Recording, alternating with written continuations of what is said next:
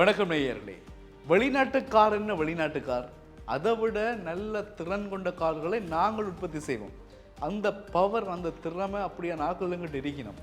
ஆனால் அந்த வெளிநாட்டு பொருட்களை பாதுகாக்கக்கூடிய கொள்கைகளுக்கும் அந்த கொள்கைகளை வகுத்து வச்சிருக்கிற அதிகாரிகளுக்கும் இடையிலான போட்டி தான் அப்படியான காரை எங்களால் உற்பத்தி செய்ய முடியலாமல் இருக்குது.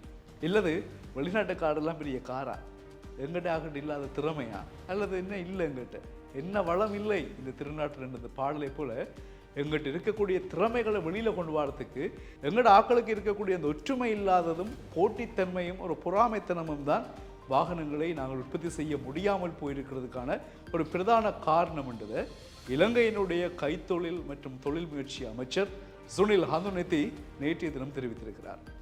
அவருடைய இந்த செய்தியினால் இப்பொழுது எங்களுக்கு ஒரு தன்னம்பிக்கை வந்திருக்கு. எங்களை பற்றி எங்களோட பெருமையை சொல்லியிருக்காரு, எங்களோட திறமையை நம்பி இருக்கிற மாதிரி பலர் இப்படி குளரை தூக்கி காட்டலாம், அந்த அளவுக்கு பெருமைப்படுத்தியிருக்கின்றார்.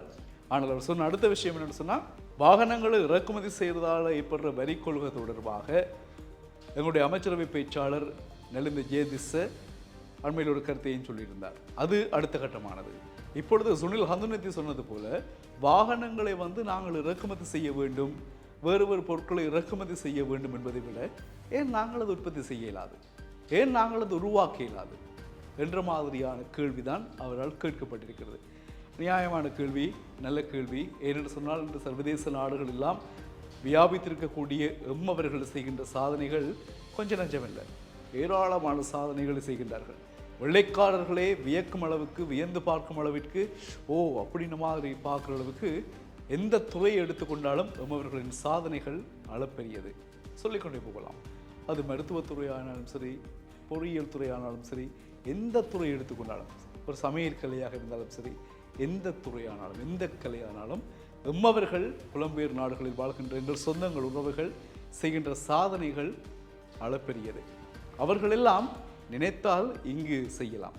அதைத்தான் நான் முன்னர் சொன்ன செய்தி போல சிவஞானம் சுரீதரனும் அதைத்தான் சொல்லியிருந்தார். இலங்கையில் இனப்பிரச்சனை தீர்க்கப்பட்டால் அவர்கள் எல்லோரும் இங்கே இந்த முயற்சிகளில் ஈடுபடலாம். இப்பொழுது சுனில் ஹந்துனெத்தி சொன்னது போல இப்போ வர காரெல்லாம் பெரிய விஷயம் இல்லை. எந்த வாகனங்களும் நாங்கள் உற்பத்தி செய்யலாம். அதுக்குரிய பவர், திறமை எங்கள்கிட்ட இருக்கு. இலங்கை மக்கள் சாதாரணமானவர்கள் இல்லை, எல்லாம் செய்வோம். ஆனால் சில சில போட்டித்தன்மைகளும் பொறாமைகளும் கொள்கை வகுப்பாளர்களிடையே அல்லது கொள்கைகளை பாதுகாக்கின்ற உத்தியோகத்தர்கள் அதிகாரிகளிடையே இருப்பது தான் நாங்கள் செய்ய முடியாமல் இருப்பதற்குரிய பிரதான காரணம் என்று சொல்லியிருக்கின்றார். கேட்கின்ற பொழுது பெருமையாகவும் இருக்கிறது.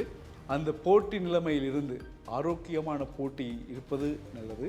அதை தாண்டி ஒருவரை வீழ்த்த வேண்டும், ஒருவரை தட்டிவிட வேண்டும், ஒருவரை இல்லாமல் செய்து நாங்கள் அந்த இடத்திற்கு வர வேண்டும் என்ற மனநிலையை நாங்கள் தவிர்த்து முயற்சிப்போமாக இருந்தால் வெற்றியாக அமையும்.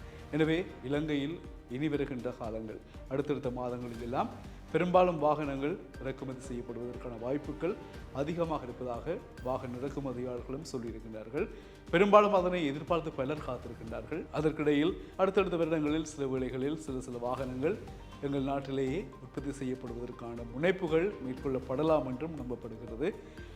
மேட் இன் ஸ்ரீலங்கா என்று சொல்லி நல்ல நல்ல வாகனங்கள் உருவாகலாம், சந்தைக்கு வரலாம்.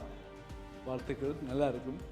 அதை எதிர்பார்த்து காத்திருக்கிறோம். அந்த தருணத்திற்காக நீங்களும் நாங்களுமாய் இணைந்து செயற்படுவோம். மீண்டும் சந்திப்போம்.